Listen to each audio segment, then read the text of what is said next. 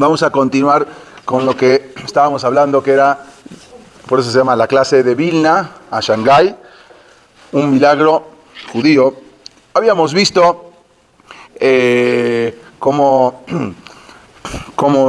la yeshiva de Mir y cómo toda la gente, pues no solamente la yeshiva de Mir, estamos hablando de 20.000 personas que se refugiaron en uno de los pocos lugares que había para refugiarse, porque vamos a ver ahora que todos los países, también vamos a hablar de eso, le negaron la entrada a los Yehudim, a los judíos en todo el mundo, ¿sí?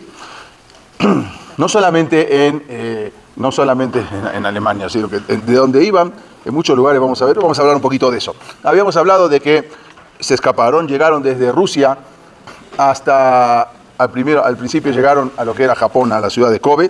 Ahí solamente iban a permanecer una semana. Al final estuvieron 8 meses en Kobe, Japón. Igual muchos se habían ido a Shanghái, pero es la yeshiva en sí, con los jajamim, estuvieron en Kobe cuando ya no se pudo proteger más a los Yehudim. Y habíamos hablado de uno que se había convertido en un Ger Sedek, le decían Abraham en Abraham. Al final él terminó en la cárcel, después se fue a Israel y habíamos hablado de él que también falleció, está en Aram Menujot. Pero bueno, una vez en Shanghái, ¿a dónde podían ir? ¿Sí? Arriba toda la yeshiva de Mir a Shanghái. No solamente la yeshiva, ¿sí? Cientos y miles de personas estaban arribando ahora a Shanghái. ¿Y a dónde se iban a ubicar? Y en especialmente toda una yeshiva. ¿Dónde se va a ubicar? Y eso habíamos hablado justo la vez pasada, que de repente encuentran una sinagoga en la ciudad, una sinagoga abandonada de hace 14 años, que de repente esa sinagoga se convierte en una yeshiva gigantesca. Pero bueno, ahora vamos a seguir hablando de eso. ¿Qué pasó con, acá vemos el arribo de la yeshiva Mir, cómo llegaban todos los bajoré yeshiva a Shanghái, incluso pueden ver a Japón y después a Shanghái. Cuando ellos llegan a ese lugar, una sinagoga, dijimos, de repente encuentran, alguien le dice que hay una sinagoga abandonada. Pero ¿qué pasó? ¿De dónde salió? Eso lo hablamos la vez pasada, casi así muy rápido. ¿De dónde salió esa sinagoga en Shanghái? De repente, había otras sinagogas en Shanghái, pero estaban ocupadas. De repente una que estaba totalmente abandonada.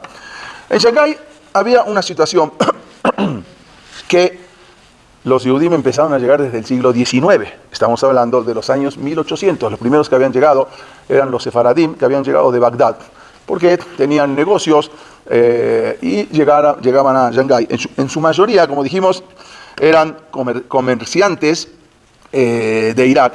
Como dijimos la vez pasada, entre ellos, esta es la sinagoga, para que puedan ver el tamaño de sinagoga que habían hecho y que quedó abandonada. Había varias familias, entre ellas varias familias sefaradim de Bagdad, de Irak. Entre ellas había 2 familias muy poderosas.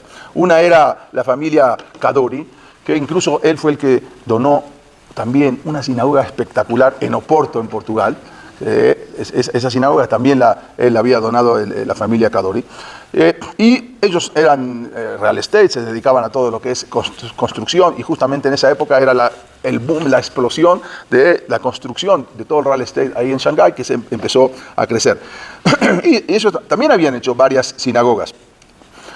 Estaba la familia Kadori, estaba también la familia Sazón de Bagdad, que también ellos habían llegado después. Primero llegó la familia Kadori y después mandaron a traer a la familia Sazón y también para trabajar con ellos. Luego se independizaron y abrieron su propio imperio. Uno de los más famosos se llamaba Víctor Sazón. Tenía una mansión, imagínense qué mansión tenía en Shanghái. Pero ellos mismos ayudaron también a los Yehudim cuando empezaron a llegar.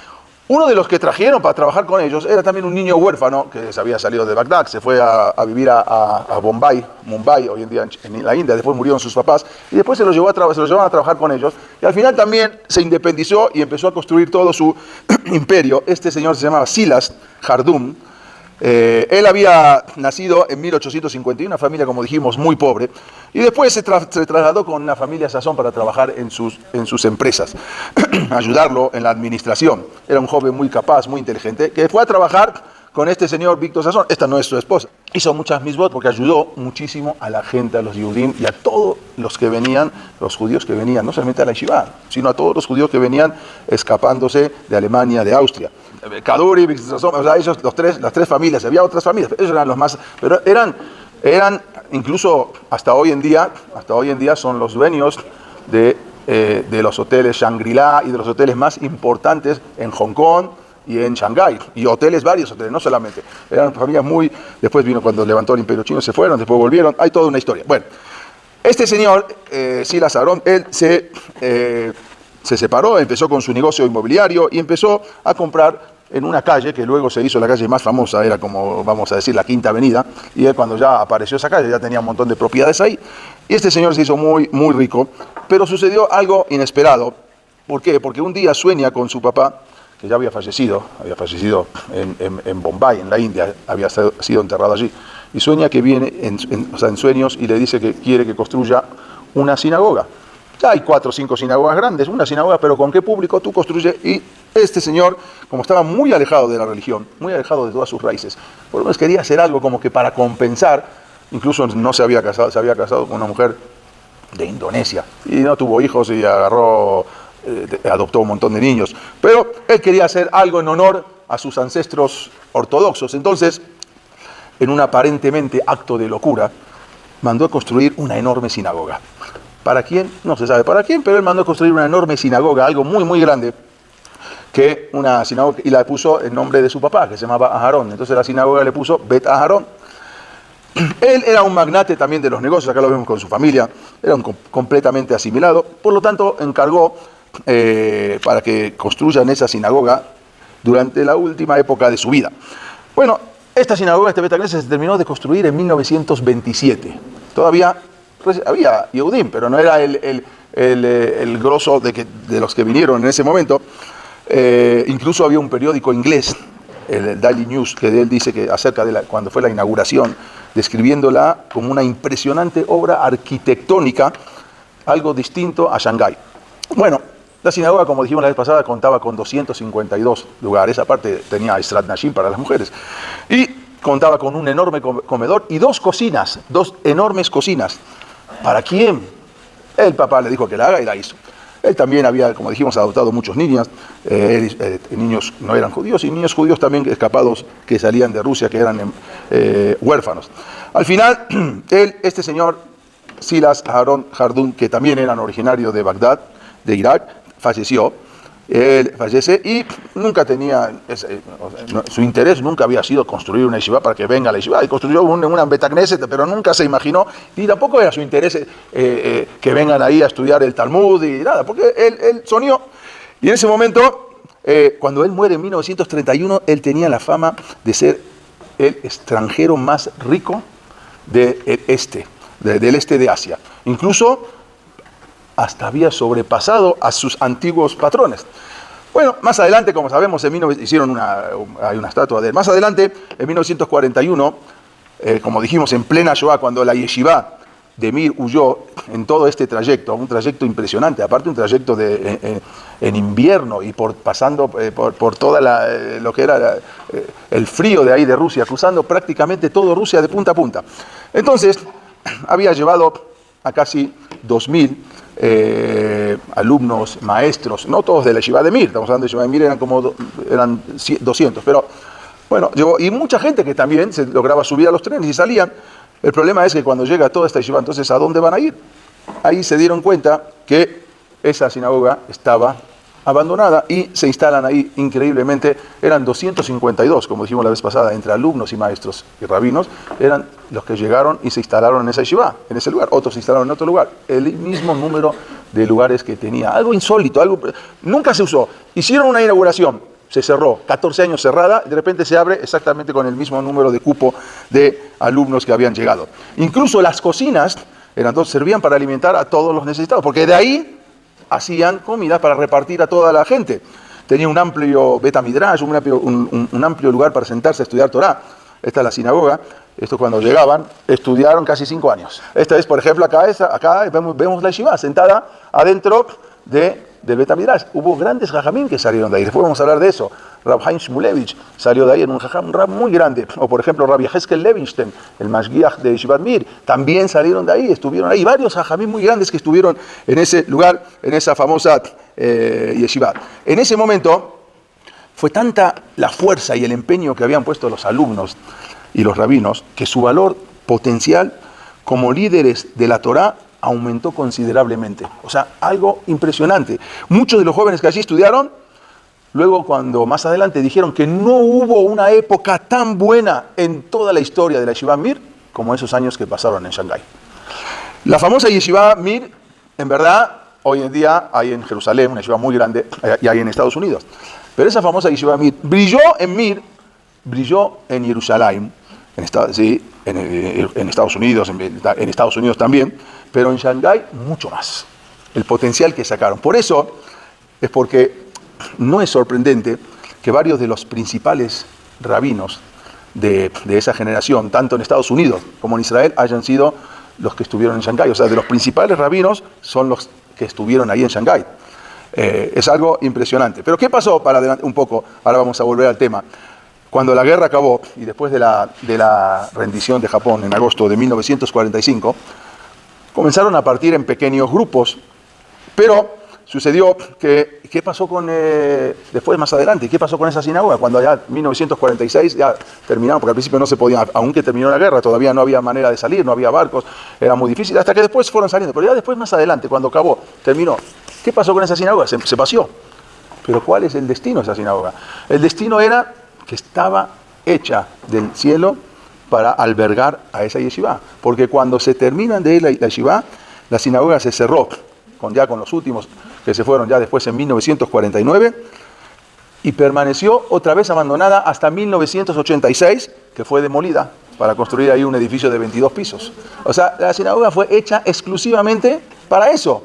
Y luego se quedó otros tantos años abandonada hasta 1986, que abandonada, ya no se usaba, estaba abandonada, y ahí se construye luego un edificio, porque estaba destinado que eso era exclusivamente para albergar a la yeshiva.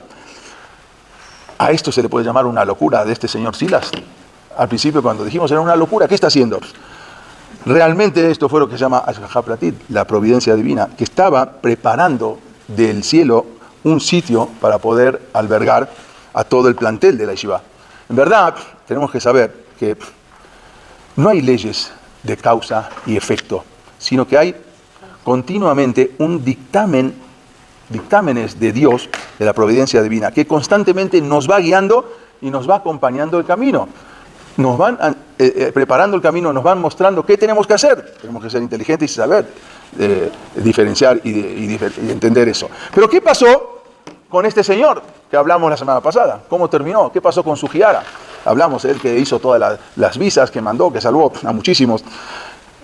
Después de la guerra, este señor Sugiara nunca mencionó, ni habló con nadie de todos sus hechos. Acá lo vemos con su mujer, que vamos a hablar ahora de ella. No fue sino recién hasta 1969, cuando él fue encontrado por un yudí. Acá lo vemos a él, este señor Sugiara, con su familia. Esto es, ahora vamos a ver, cuando lo echaron de Lituania y se fue a la embajada de Rumania y después a otras embajadas, hasta que después lo volvieron a mandar otra vez a Japón. Pero a él lo encontró un yudí que él había salvado. El señor Yoshua Nisri se llama. Y pronto cientos de otros de los que había salvado se presentaron y entonces dieron testimonio al Museo Yad Vashem de que sabía, hasta 1969 no se sabía nada, él nunca contó, nunca dijo nada. Y ahí fue que dieron testimonio de todo lo que había pasado acerca de su vida, acerca de sus actos. Pero ¿qué pasó con él? Él, cuando lo corrieron de la embajada, cerraron la embajada, entonces él se quedó sin trabajo, se quedó sin casa. Tanto él como su esposa seguían viviendo, antes de cerrar el consulado, seguían viviendo mientras no tenían donde vivir en el consulado, luego se cerró. Y hasta después lo sacan de ahí y lo mandan a otra embajada en Bucarest, en Rumania. Sin embargo, después cuando llegan las tropas soviéticas a Rumania, él vuelve a Japón con su mujer. Y un año más tarde, en 1946, lo manda a llamar el ministro de Relaciones Exteriores y le dice que le pide la renuncia por el incidente grave que había protagonizado en Lituania, de dar visas que no estaban, y no solamente que no había, sino que estaba prohibido dar visas, y al final él no le interesó nada. Cuando le preguntaron por qué había desobedecido al gobierno, él dijo, desobedecí a mi gobierno, sí, es cierto, pero si no lo hacía, hubiese desobedecido a Dios. Por eso desobedecí a mi gobierno. Luego, cuando más adelante un periodista también le preguntó, ¿usted espera justicia? Le dijo, no, dice, no está en mi credo. ¿Y cuál es su credo? entre otras cosas, no esperes recompensa por tu bondad. Eso es lo que yo tengo. Yo sé que no hay que esperar recompensa. Uno tiene que hacer lo mejor y no esperar una recompensa por lo que uno hace. Él, al final, quedó muy lejos de la diplomacia, quedó sin trabajo, se había muerto un hijo. Y, sin embargo, mantuvo a su familia como vendedor puerta a puerta, tocando puerta a puerta, vendía focos de luz. Luego, trabajó como repositor de góndolas en el supermercado. Imagínense, de ser un embajador. Y luego de eso, fue en Moscú, trabajó como un simple empleado de una empresa. Bueno, después de varios testimonios, se empezó a juntar todo lo que él había hecho, y más adelante recibió en 1985 por el Yad Vashem, por el Museo Yad Vashem, el más alto honor que Israel reconoce, que se llama Hasidei Umot Haolam, justo entre las naciones. Entonces, en verdad, lo llamaron para que vaya a Israel. Él era ya un hombre de edad, no podía viajar, y su esposa y su hijo viajaron a Israel. Su esposa Yukiko, que aquí la vemos, y su hijo viajan en representación de él después a Israel para plantan un árbol, como sabemos, y todo lo que le hacen un recibimiento oficial. Recibieron en nombre de su esposo, se plantó un árbol, como dijimos, en Yad Vashem, en el Parque de Jerusalén, que fue nombrado a su honor. Pero él dijimos que él después nunca había reconocido en ese momento, y cuando una vez le preguntaron ¿por qué arriesgó toda su carrera y toda su fama para salvar a toda esa gente? Y él contestó con un viejo refrán samurái, dice: el buen cazador no puede matar a un pájaro cuando éste vuela hacia él en busca de refugio. O sea, el cazador mata a los pájaros, pero no cuando el pájaro viene hacia ti a refugiarse. Un cazador no puede matar. Y cuando venían a mi embajada a refugiarse, ¿cómo voy a hacer eso? No tenía otra, yo tenía que salvarlos. Acá los vemos incluso con Shamir, el primer ministro, a su Giara y a su esposa, Yukiko. Acá los vemos cuando le fueron también, viajó Shamir especialmente para allá, para felicitarlo. Acá lo vemos. Él fallece el 31 de julio de 1986, a los 86 años. Había nacido en 1900. Y su esposa vivió 94 años. Falleció en el 2008. Luego le hicieron una machevá, digamos, en hebreo, en chino. Incluso hay unas estatuas de él, de todo lo que fue. Pero antes de pasar a un video que les quiero mostrar, no solamente él, otro que no fue tan famoso, también se llamaba Ho Fen-Chan. También fue famoso. Él era cónsul de China en Viena. Y este señor, cuando la Alemania nazi había anexado Austria en 1938, entonces él era un delegado, se convirtió en ese momento como tomó el puesto de cónsul general. Después de lo que fue el Kristallnacht, lo habíamos hablado en 1938, la situación se volvió muy difícil para los 200.000 judíos austríacos. De Alemania ya habían salido, pero en Polonia vivían 200.000, y resulta que vienen los nazis y dominan Polonia. En ese momento era abandonar Europa también. Para salir, como dijimos, tenían que presentar una prueba, generalmente una visa. Todos los judíos que estaban en Austria eran 200.000, era muy difícil. Sin embargo, hubo, lo podemos hablar ahora, una conferencia, se llama la Conferencia de Evian, en Francia, que fue en 1938, donde esa conferencia la había propuesto el presidente de Estados Unidos, Roosevelt, y reunió a 32 países para implorarles de que, a ver, cada uno cuántos refugiados judíos iba a recibir, de los que salían de Austria, de los que salían de Alemania. Entonces, esa la mandó a hacer, que aunque él no se presentó, mandó a un secretario de Relaciones Exteriores, pero Roosevelt, el presidente de Estados Unidos, organizó esa reunión, esa conferencia para a ver qué países, cuántos refugiados iba a agarrar cada uno. De los 32 países, solamente uno aceptó. De los 32 países, solamente un país aceptó recibir a refugiados judíos, que fue República Dominicana. Todos los demás países, por un motivo o por el otro, no aceptaron, incluso mismo Estados Unidos, porque ella tenía una cuota y no querían agrandar esa cuota. Por lo tanto, ningún país. Este señor Hoffen, que dijimos, empezó a emitir visas de tránsito a Shanghái, no en Vilna, no en Kovno, en Lituania, sino en mismo Austria. También emitió más de 1.200 visas, eran visas familiares. En ese momento no era necesario tener una visa para Shanghái, pero Shanghái era un puerto de paso que después iban para otros lados. Y ahí, gracias a este señor, también muchas familias pudieron partir de ese lugar. y continuó, aunque la embajada de China también le habían dicho que ya no siga haciendo más visas, él siguió hasta que después regresa en 1940 a China. Se desconoce exactamente cuántas visas emitió y cuántos judíos se salvaron, pero aproximadamente él emitió 2.000 visas solamente en el primer medio año de su puesto. Eso sí, eso se sabe cuántos son, 2.000, pero solamente medio año. ¿Cuántas más hizo después? Porque siguió, no se sabe. Y él también fue reconocido en 1997 por sus acciones, justamente en el año 2000. No estamos hablando de hace 50 años, estamos hablando del año 2000.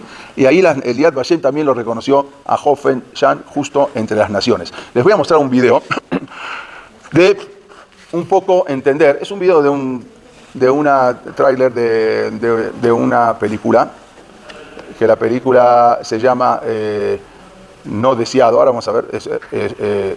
Y es una película de la vida, un poco de la vida de este señor, de Sugiara, y cómo de ahí luego salió lo que salió, que fue toda la Yeshiva de Mir.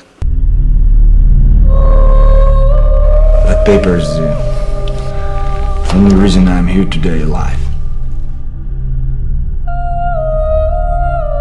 Sempo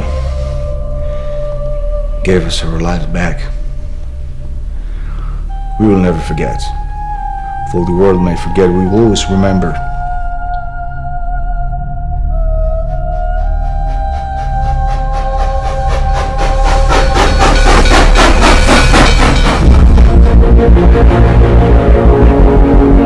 Sempo Sugihara. I'm the acting Japanese consul here. Is the one? Yes, the one we had to declare persona non grata. つまりドイツは近いうちソ連に侵攻すると推測できます。杉原、私は君の推測など聞くつもりはない。しかし独ソが開戦すれば日本はドイツのことは私が一番熟知しておる。明治維新以降、日本の仮想敵国は常にロシア。ソ連となった今もそれは変わらない。待て！私がこの満州国のために働いてきたのはそれが日本を良くすることになると信じていたからです。君にはリトアニアへ行ってもらおうと思います。リトアニア、君の手で新たなネットワークを作りソ連の情報を集めてください。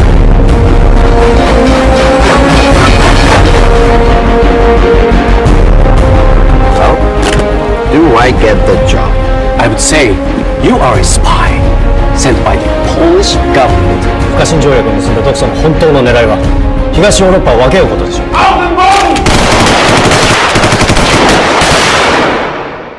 The Soviet Union could be in Lithuania as soon as next year. You should leave as quickly as possible. But to where, Mr. Sugihara? To where should we run? I would like to go to somewhere safe with my granddaughter, but with no country willing to take us, the Jews have nowhere left to go. The Soviets absorbed Lithuania. They will evict all the foreign missions. Those refugees must have tried every other consulate before coming here. But we have nowhere else to go. Just try to understand it. As you know, we are here to ask you for a visit to get through Japan. 世界はこんなに広くて、そこにいる人は肌も目の色も全然違うのに、心はみんな同じなんですもの。あなたは今でも世界を変えたいと思っていますか？ Wishing to apply for a visa to Japan, form a single line.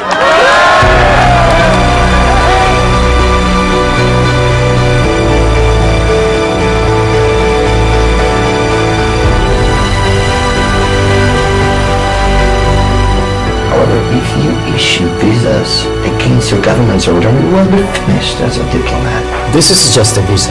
It may not be worth the paper it's written on. They will not guarantee that you will reach the other side. Expect a tough trip ahead of you. Just do not give up hope.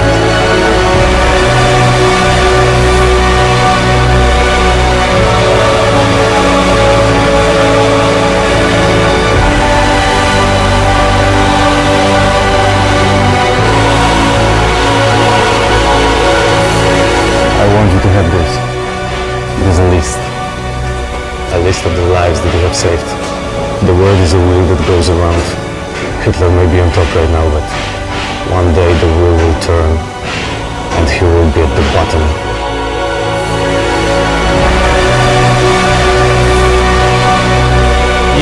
メリカに戦争を仕掛け、そして負けます。日本は世界でこれまでにないほどの痛手を受けるでしょう。それは無数の人の命が失われるということ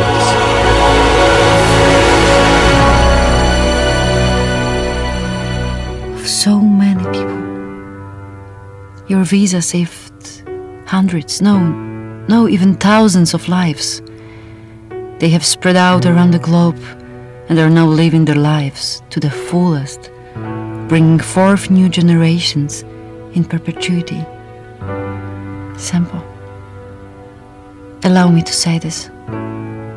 On behalf of each and every one of us, thank you. Thank you so very much.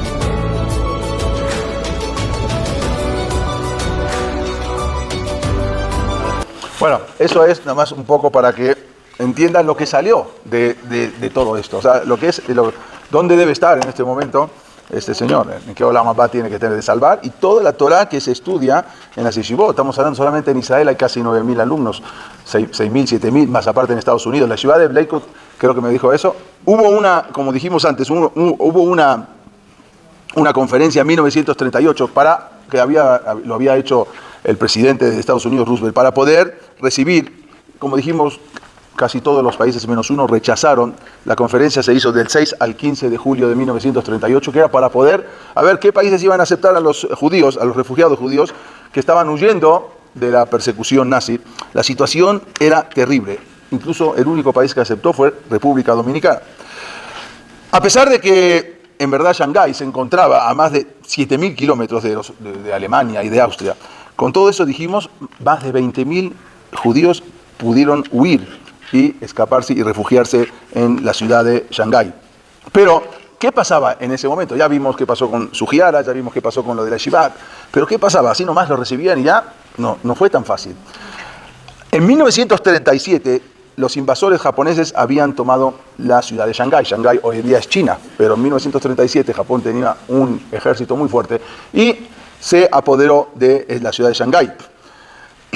Todas las agencias gubernamentales cayeron, ya no había control de pasaportes, por eso pudieron entrar sin visa. O sea, todo lo que uno decimos, bueno, ¿cómo entraron sin visas? Porque Boreolam hizo que Japón se adueñara de Shanghái y ya no necesita. Entonces ya no sabía si Shanghái era China, Shanghái era Japón. Por lo tanto, hubo una época que se podía entrar sin visa a Shanghái. Y ahí fue la época que aprovechó toda la yeshiva. Vean cómo se fue armando todo de una manera que de repente un lugar ya no necesita visa, que antes sí lo necesitaba. Muchos judíos europeos entonces habían visto la oportunidad de irse para Shanghái. Y ahí fue, durante los siguientes años, como dijimos, más de 20.000 judíos huyeron a Shanghái. Esa conferencia de Vian no sirvió para nada, porque al final sirvió para que todos le cierren la puerta. Incluso hay una caricatura, vemos acá un yehudí sentado sobre una esvástica y no sabe ni a dónde ir, porque ningún país lo recibe. Entonces, en ese momento, uno de los impulsores de estos grupos también, que él ya se había ido antes, fue un rabino, el Rebbe se llama Rebbe de Amshimon, se llama Rabbi Shimon Shalom Kalish. Este rabino estaba ahí en Shanghái y él fue un impulsor también para organizar el éxodo de todo lo que fue la Yeshiva Mir, las varias yeshivot, la de Novardo, la Yeshiva de Radi, y mucha gente que se escapaba, como dijimos, de Rusia, a través de Japón y hasta llegar a Shanghái. Pero cuando Shanghái luego ya quedó bajo el control japonés, y ya se hizo más fuerte el control japonés, ahí ya en ese momento había 26.000 judíos, y mandaron a hacer un gueto. Se llamó el famoso gueto de Shanghái, quiere decir, mismo en Shanghái los mandaron a todos a concentrar en un solo lugar. Entonces, se dice que cuando iban llegando, una vez que llegaron los judíos, en barcos habían llegado, y ya no sabían ni qué día estaban, le fueron a preguntar a este rab, ¿cuándo es el Shabbat? Y como había duda, les dijo, tienen que hacer 3 días de Shabbat, no 2. Viernes, sábado y domingo. En una época hicieron hasta 3 días porque no sabían ni cuándo era el Shabbat. Por si acaso, había que hacer 3 días. Obvio, había que no hacer melajot, no hacer trabajo, pero no quiere decir que tenían que, o sea, hay otras cosas que, que podían hacer. Bueno, a medida que se intensificaba la Segunda Guerra Mundial, los nazis entonces ahora aumentaron la presión sobre Japón, porque sabemos que había un pacto que había hecho Hitler con el primer ministro de Japón, y ese se llamaba el Eje, que también estaba Italia y también estaba Hungría, una parte. Los nazis aumentaron mucha presión sobre Japón para que les entregaran a los judíos, a 26.000. Entonces ahora ellos estaban presionando, o sea, tú eres aliado nuestro, entréganos a los judíos. Y Japón estaba en la disyuntiva si entregárselos o no a los nazis. O sea que ya fueron hasta Japón a buscar a los judíos. Pero era tanta la presión, que un día vino el gobernador, un gobernador militar japonés, ¿sí? Que estaban dominando sobre Shanghái, y llamó a los líderes de la comunidad judía, y incluso Alemania había mandado especialmente a una persona, a un general, para encargarse de los judíos. Se llamó Joseph Meissinger, le decían el carnicero de Varsovia. Él fue el que hizo toda la matanza a los judíos de Varsovia. Y cuando acaba de matar a los judíos de Varsovia, lo mandan a Japón, a Shanghái, para que se encargue de los judíos de Shanghái. Y de toda la yeshiva y de todos los que estaban ahí. Entonces, cuando vino en un momento un gobernador japonés, mandó a reunir a todos los rabinos, estaban los rabinos ahí, y le pregunta, entre ellos estaba Rab Shimon Shalom Kalish, y le pregunta al rabino, dígame rabino, ¿por qué los alemanes los odian tanto? Nosotros no entendemos, ¿qué tanto? Está bien, pero ¿por qué? Si ustedes no es que están saliendo a pelear en una guerra como Rusia, no, ¿por qué? ¿Cuál es el motivo? No podían entender los japoneses. Sin dudarlo, y sabiendo que el destino de su comunidad dependía de su respuesta, el Rab Kalish astutamente le dijo al traductor, dile que los alemanes nos odian porque somos orientales. El gobernador nipón, cuyo rostro en ese momento era muy severo, pero ahora, después de las respuestas, deslizó una leve sonrisa, finalmente, y a pesar de esa alianza militar con Alemania, Japón no accedió a la demanda alemana y los judíos de Shanghái nunca fueron entregados. O sea, quería que se los entregue y fue una demanda muy grande y los judíos de Shanghái no fueron entregados. Porque él mismo les dijo, nosotros nos odian porque somos orientales. Entonces ahí se pasó algo. Y no solamente eso, sino que todavía había una persona en ese momento, porque como dijimos, en 1942 los alemanes habían mandado a Joseph, este que mostramos ahora, Meissinger, y le decían, como dijimos, el carnicero de Varsovia. Él había asesinado a más de 100.000 judíos, este señor Meissinger, y ahora lo mandan para que se encargue de los judíos que estaban en Japón.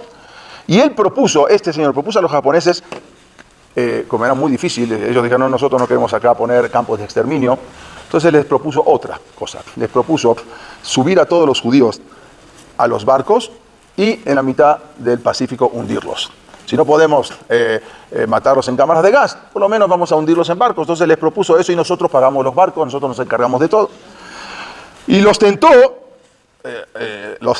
porque una proposición, porque les dijo, como había gente muy rica en Shanghái, que estaban los Kauduri, los Sazón y muchas familias, entonces les dijo, les propongo que se queden con todo su dinero. O sea, era una proposición muy jugosa, porque ahora con todas las propiedades y todo se iban a quedar con todo, entonces así los trató de convencer. Pero Inelo y Anúmelo y San Shomer Israel, en ese momento Akadosh Baruj Hu no duerme y no descansa y cuida a Israel. Y en uno de los representantes japoneses que estaban presentes en la reunión cuando fue esa propuesta, se llamaba Mitsugi Shibata. Era uno de los ministros, estaba ahí. Se sintió asqueado ante esta propuesta de agarrar a los judíos y meterlos en un barco y hundir los barcos en el Pacífico. Entonces, viéndolo, él lo vio como una mancha al honor japonés. ¿Cómo puede ser que nosotros japoneses al final va a quedar una mancha? Y los japoneses no podemos dejar esa mancha. Entonces, cuando termina la reunión, le revela ese secreto a un judío amigo de él, lo que estaban tratando de hacer. Cuando los judíos en ese momento trataron de defender la causa ante la policía japonesa, los encarcelaron. Empezaron a hacer tumultos, empezaron a hacer manifestaciones y los encarcelaron, los interrogaron brutalmente también. Y acerca de dónde provino esa fuga de información. ¿Quién fue el que reveló ese secreto? Y al final se enteraron que fue este señor Shibata, fue enviado, él no estaba ahí, se había escapado, lo mandan deshonrado a Japón. Y al final, bueno, le dan su castigo, lo meten a la cárcel, pero al final de todo se cancela, como dijimos, el plan y ya no aceptaron mandar a los judíos a los barcos. Pero lo que sí hicieron es meterlos en un gueto, como dijimos, los metieron en un gueto, recibieron pasaportes marcados con una línea amarilla, se les ordenó que tenían que llevar signos que los distinguiera como judíos, igual que en Alemania. Y tenían un área de demarcación, les marcaban hasta dónde podían salir, más de acá no podían caminar. Los ricos se habían ido a Hong Kong. Los ricos se fueron. Ya cuando cayó Shanghái ahí en manos de Japón, todos los ricos se fueron a Hong Kong y se hicieron más ricos en Hong Kong. Ahí crearon imperios y después más adelante volvieron. Bueno, entonces ahí en ese momento les pusieron limitaciones, dónde podían salir, hasta dónde podían estar. Pero después, cuando empezó todo esto, cuando se enojaron los japoneses, cuando fue la guerra en el Pacífico ahí, cuando los japoneses habían hecho lo de Pearl Harbor, contra Estados Unidos, ahí se enojaron más contra los judíos, porque aunque no eran americanos, pero eran extranjeros, y ahí se habían enojado más. Pero bueno, hicieron, como dijimos, un gueto en Shanghái, una zona de 3 kilómetros cuadrados, no se podían mover de ahí. Vamos a ver esto era lo que era la zona del gueto en Shanghái, incluso lo habían sacado en los periódicos. No vivían bien, claro que vivían muy mal. Acá vemos unas mujeres refugiadas en Shanghái, familias judías, y todo dentro del gueto de 3 kilómetros cuadrados. Estaba prohibido salir de esa área. Para poder salir tenían que pedir permisos oficiales. Había enfermedades, obvio, había desnutrición, porque muchos vivían en un solo hogar. O sea, ¿cuántas familias vivían en un solo hogar? Tampoco no era un lujo. Y los lugares estaban súper poblados. Por lo tanto, mucha gente tampoco no tenía trabajo. ¿De qué van a conseguir trabajo en Shanghái? Y vivían en viviendas con muchas camas, muchos cocinas comunes. No había privacidad, obvio. ¿Sí? Casi no tenían comida, lo poco que podían hacer. Las cosas fueron empeorando. Ahí, cuando empeoraron las cosas, cuando los estadounidenses comenzaron a bombardear a las tropas japonesas en Shanghái. Ahí se empezaron todavía más difíciles las cosas y ahí fue cuando luego Japón se rinde. O sea, nos adelantamos un poquito, luego vamos a regresar. Entonces, ahí fue cuando ya se rindieron y ahí ya empezaron a poder salir de ahí. A partir de ahí se liberó ese gueto y la mayoría de los judíos abandonaron la ciudad china para reunirse con sus familiares, ya sea en Estados Unidos o también en Canadá, en Israel. Y ahí fue después cuando se declara más adelante la independencia. Este rabino después falleció, el rabino Kalish había fallecido en 1954 y después se los llevaron los restos a Israel. Más de 20.000 refugiados, como dijimos en total, incluyendo estudiantes rabinos de la yeshiva de Mir, que habían llevado a Japón, y fue la única yeshiva completa que pudo salvarse. Otras fueron un poquito de acá, poquito de esa fue la yeshiva completa que se salvó. A los estudiantes no los tenían, o sea, ellos podían salir y entrar del gueto cuando querían. Les dieron un pasaporte verde y ellos podían salir y entrar. Los únicos que podían salir y entrar del gueto a la hora que querían eran los estudiantes de la Yeshiva Mir. Nadie entiende por qué. Entre los miembros, como dijimos, incluso habían, por ejemplo, este Rab Haim Shmulevich, él había tenido permiso para salir aún antes. Él no quiso salir y abandonar a sus alumnos. Él podía haber salido incluso antes todavía. ¿De dónde se fueron? A partir de que se terminó todo, de acá se habían ido de Kaunas, Moscú, y acá para Vladivostok, y después salieron a Shanghái, y después ya más adelante, de acá se fueron a diferentes lugares. Llegaron a Australia, llegaron a Yakarta, llegaron a San Francisco, Vancouver, y de acá se fueron a lo que es Nueva York, y también a Israel. De acá, de todo este lugar es donde se habían salido, una vez que terminó toda esta peripecia, digamos, de salir a todos los lugares, a donde terminó y poder salir y poder terminar, cuando terminó la guerra. La salvación de toda esta yeshiva de Mir, en verdad, no solo significó el rescate de los alumnos, sino que de cientos y cientos y miles de personas. Y también hay una carta que había escrito el Mashgiach de la yeshiva Mir, después de todo esto, Rabbi Heskel Levinstein, que él era el Rosh Yeshiva, él era el que dirigía la yeshiva en ese momento. Y él escribe la carta, se las voy a traducir, él dice así: Akadosh Baruj Hu, Dios nos proveyó de buenos consejos y de circunstancias favorables en nuestro viaje de Mir hasta Vilna. Primero de Mir hasta Vilna. Y luego de Vilna a Kaidan, Lituania, y luego de ahí pasamos, por la providencia divina, pedimos permiso, nos dieron los permisos. El principal milagro que escapa a todo entendimiento fue que los rusos nos dieron permiso para viajar donde quisiéramos. O sea, algo insólito. Los mismos rusos nos dieron chance para entrar a Rusia o pasar por Rusia. Nadie entiende por qué. Eso fue un contraste total contra la naturaleza y las leyes. Y sigue escribiendo Rabbi Heskel Levinstein. Es más, nos honraron considerándonos turistas y hasta modificaron sus leyes y sus procedimientos, porque no tenían leyes como los que nos hicieron los rusos para los turistas. Y en lugar de enviarnos a Siberia, que era donde enviaban a todos los que consideraban reos o prófugos o espías, nos hicieron un favor sin que ellos mismos pudieran luego explicar estas acciones. Ni ellos mismos luego pudieron explicar por qué lo hicieron.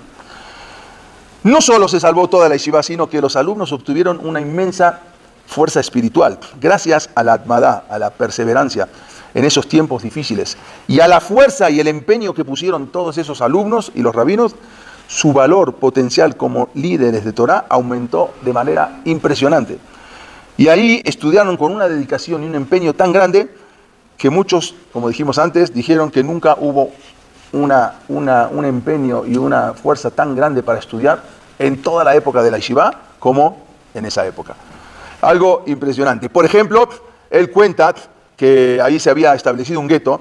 Todos tenían que hacer largas filas para conseguir unos pases, ¿sí? Para poder salir de sus lugares. O sea, primero había que conseguir los pases, luego salir de una línea que estaba delimitada ahí. Sin embargo, todos los alumnos, los Bajurei Yeshiva que estaban en Shanghái, venían oficiales japoneses y les entregaban el permiso en su mano. O sea, ni siquiera tenían que hacer la fila porque estaban estudiando. Entonces los mismos japoneses les entregaban ahí el permiso. Es por eso que, en verdad, como dijimos antes, no es sorprendente que varios de los principales rabinos de esa generación hayan salido de ahí, de ese lugar, de tanto empeño que le habían puesto. Como dijimos, no hay leyes de causa y efecto. Todo es continuos dictámenes de Boreolam que nos va enseñando y nos va poniendo en el camino. Las cosas nosotros no entendemos por qué pasan.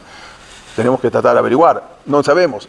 Lo que podamos averiguar y lo que podamos entender, hay puntos que nosotros ahí no podemos entender qué es lo que está pasando y por qué pasa. En lugares tan remotos, que de repente llegue uno a ese lugar tan remoto y para poder formar una yeshiva. Eso es lo que es la yeshiva de Mir, hoy en día, una de las yeshivot de Mir. A Sugihara le decían el Schindler japonés.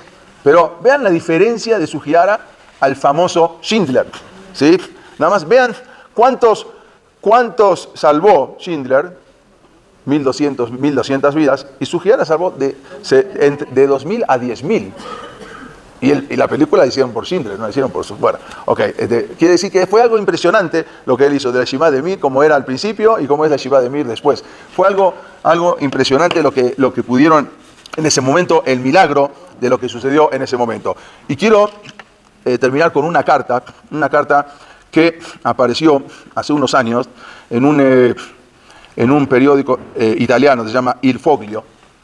Una carta que la escribió un periodista italiano, se llama Giulio Meotti. Él escribió una carta en el periódico Il Foglio, y él pone así: no sé de otra nación en la tierra que desde su fundación hace 73 años tuvo que sacrificar 23.000 soldados, después cuando fue la creación del Estado de Israel. No sé de otra nación en la tierra sin fronteras reconocidas. No sé de otra nación en la tierra cuya población vive bajo una tensión emocional perpetua. No sé de otra nación en la tierra amenazada de ser borrada del mapa constantemente.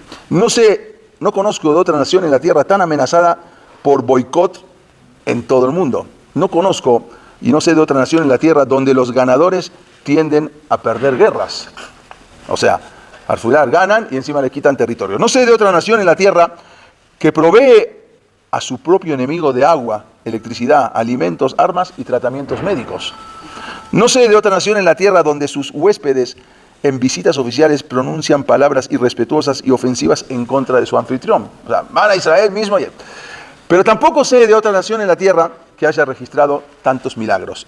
Imaginen a un judío desnudo, indefenso, en los hornos crematorios o cámaras de gas, frente a un oficial nazi que solo piensa que va a deshacerse del cáncer judío, que va a deshacerse de este fenómeno único de 2000 años. Yo me pregunto, ¿podría esa indefensa víctima judía imaginar que 50 años más tarde, otros judíos estén volando aviones F-16 en los cielos de Israel? Esos que estaban en la cámara de gas.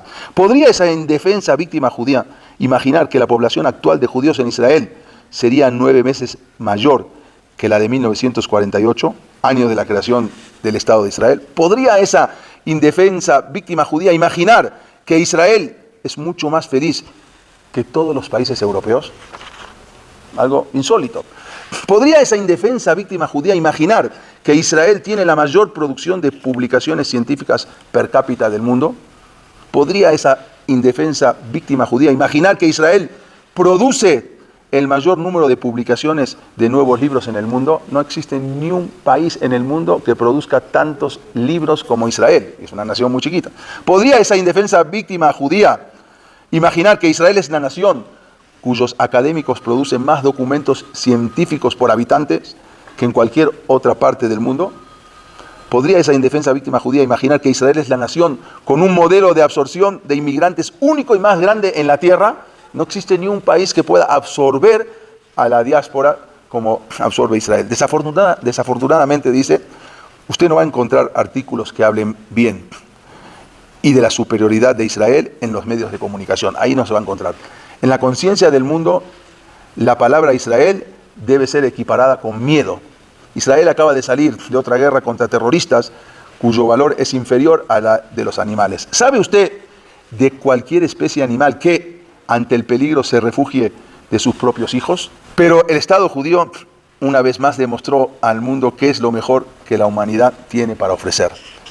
Esta esperanza está impresa en los rostros de los soldados heridos o caídos de Israel. En esas caras hay gozo de vivir y no tristeza de odio. Los terroristas y sus protectores occidentales quieren destruir a Israel porque es una luz para las naciones. Israel es único en el mundo en que vivimos. Este señor no es judío. Entonces, nada más se puso a pensar la historia del pueblo de Israel, que de repente en 1945, 44, 45, estar de las cámaras de gas y de los campos de concentración, a luego de 3 años formar un Estado de Israel. Algo insólito, algo que no tenían, un pueblo que no tiene patria, que no tiene nada, que no tiene ejército, y de repente en 3 años se forma un Estado de Israel tan fuerte con toda la tecnología y con todo lo que tenemos. Eso es lo que es Am Israel, eso es la fortaleza de Am Israel. Las cosas no sabemos por qué pasan. La película siempre hay que verla completa. Uno va al cine y se mete a la mitad de la película y en 5 minutos se sale y después quiere entender quién fue el malo de la película, quién fue el bueno. Es imposible en 120 minutos de una película que uno en 5 minutos pueda saber. Nosotros es lo que hacemos, venimos a este mundo 5 minutos en 6.000 años. Es imposible. Para eso tenemos que entender desde el principio hasta el final. Tenemos que tratar, no quiere decir que tenemos que hacer un carpetazo y se acabó. No, siempre hay que estudiar, tratar, entender por qué pasan las cosas, si podemos entender bien, si no, no.